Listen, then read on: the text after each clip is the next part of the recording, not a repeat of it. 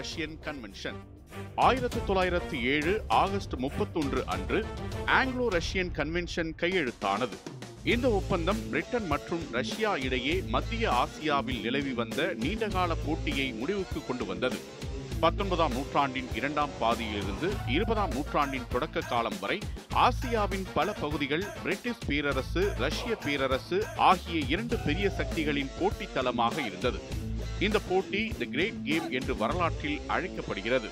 இது பெரும்பாலும் மத்திய ஆசியா, பாரசீகம், ஆப்கானிஸ்தான் மற்றும் திபெத் ஆகிய பகுதிகளை சுற்றியே இருந்தது. 19ஆம் நூற்றாண்டில் ரஷ்ய பேரரசு மத்திய ஆசியாவில் தன் எல்லைகளை விரிவாக்கிக் கொண்டே சென்றது. கசகஸ்தான், உஸ்பெகிஸ்தான், துர்க்மெனிஸ்தான் போன்ற பகுதிகளை கைப்பற்றிய ரஷ்யா ஆப்கானிஸ்தான் மற்றும் பாரசீக எல்லைக்கு அருகே வந்தது. இதன் மூலம் ரஷ்யா இந்தியாவை நோக்கி முன்னேறுவது பிரிட்டிஷ் அரசின் கவனத்தை பெற்றது.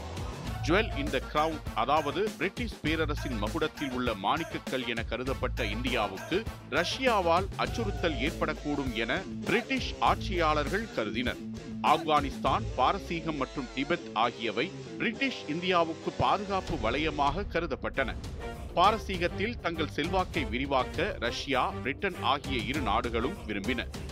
திபெத் அரசியல் ரீதியாக சீனாவின் கீழ் இருந்தாலும் ரஷ்யா அங்கே தனது செல்வாக்கை விரிவாக்க முயன்றது. இது பிரிட்டிஷ் ஆட்சியாளர்களுக்கு நெருக்கடியை ஏற்படுத்தியது. இத்தகைய சூழலில் 1904, 1905 ருஷ்யா ஜப்பான் போரின் முடிவில் ரஷ்யா பெரிதும் பலவீனமடைந்தது. இதனால் பிரிட்டிஷுடன் சேர்ந்து தனது நிலையை வலுப்படுத்த வேண்டிய அவசியம் ரஷ்யாவுக்கு ஏற்பட்டது. அதே சமயம் ஜெர்மனியின் எழுச்சியால் கவலை அடைந்திருந்த பிரிட்டனுக்கும் ரஷ்யாவுடன் கூட்டு சேர வேண்டிய கட்டாயம் ஏற்பட்டது. இதையடுத்து ஆகஸ்ட் 31, 1907 அன்று ஆங்கிலோ ரஷ்யன் கன்வென்ஷன் செயின்ட் பீட்டர்ஸ்பர்க்கில் கையெழுத்தானது. இதன்படி வடக்கு பாரசீகத்தில் ரஷ்யாவின் செல்வாக்கு அங்கீகரிக்கப்பட்டது. பிரிட்டிஷ் இந்திய எல்லைக்கு அருகில் உள்ள தென்கிழக்கு பாரசீகத்தில் பிரிட்டிஷ் செல்வாக்கு அங்கீகரிக்கப்பட்டது. நடுப்பகுதி பாரசீகம் இருவருக்கும் நடுநிலை பகுதி என அறிவிக்கப்பட்டது.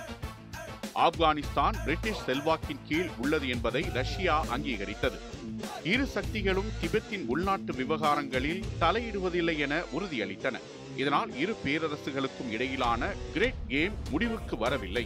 ஆனால் போட்டி ஒரு அரசியல் சமநிலைக்கு வந்தது. 1907 ஆங்கிலோ ரஷ்ய ஒப்பந்தம் இரு பேரரசுகளின் போட்டியை கட்டுப்படுத்தி உலகளாவிய சக்தி சமநிலையில் முக்கியமான மாற்றத்தை ஏற்படுத்திய திருப்புமுனையாக வரலாற்றில் பதிவானது.